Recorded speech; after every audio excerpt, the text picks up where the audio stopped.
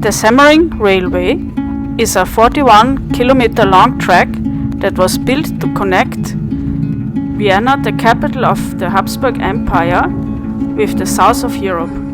It was designed by Karl Ritter von Geger. The construction features 14 tunnels, 16 viaducts and over 100 stone arch bridges. Considered the world's first true mountain railway, it was added to the list of UNESCO's World Heritage Sites in 1998.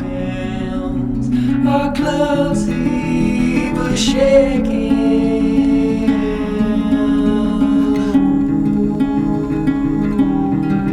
We will never be ready.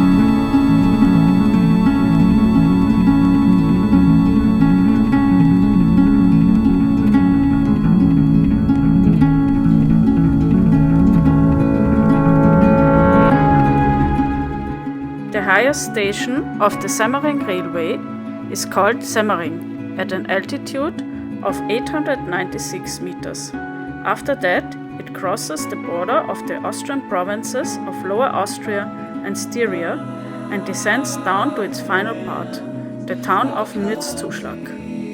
Shaking.